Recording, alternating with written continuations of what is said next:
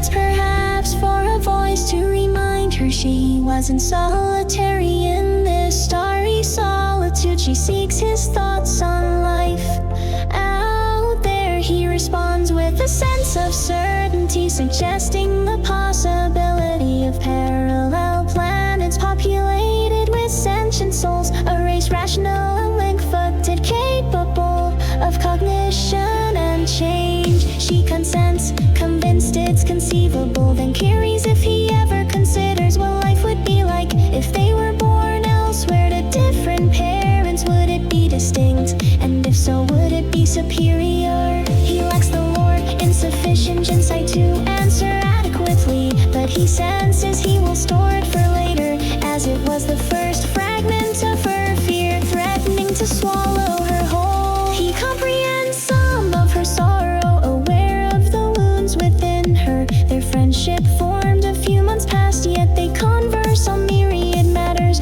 meaningful to maturing minds. He yearns to probe further, to pose more questions, to perceive deeper, to peer into the abyss and understand, to aid her in her affliction.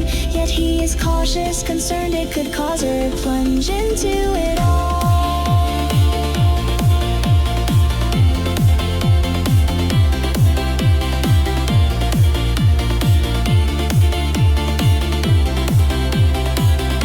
He called her his sister, she sought something superior, something more significant than fate-forged family bonds. She wished to be chosen as his cherished companion in the cosmos. Perhaps she would feel less forlorn, less void of worth, more vital to the world around her if she were essential to someone else's joy.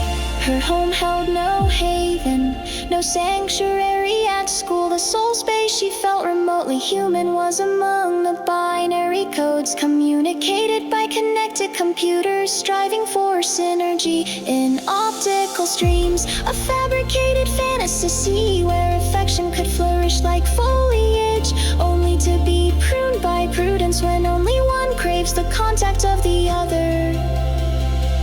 Some trials a girl cannot withstand without wounding her mind's eye. She now views herself the way others must see her. Their words sharp and shrewd, cruel and coarse, like children in a dodgeball game, driving her to defeat or fleeing. But not this trip around the sun, the spin of satellites spotted vista. She lays her head upon his shoulder, not cybernetic, not computer generated.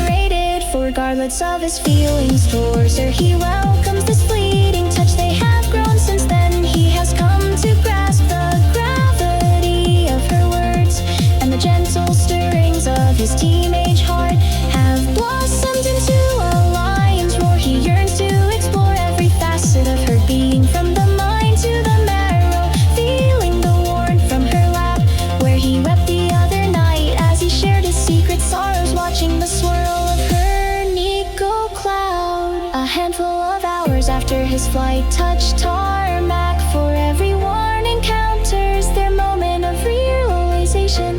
He mused about life on distant planets, in alternate dimensions, across divergent timelines. In every existence, any era, any path, he would be beside her, his eternal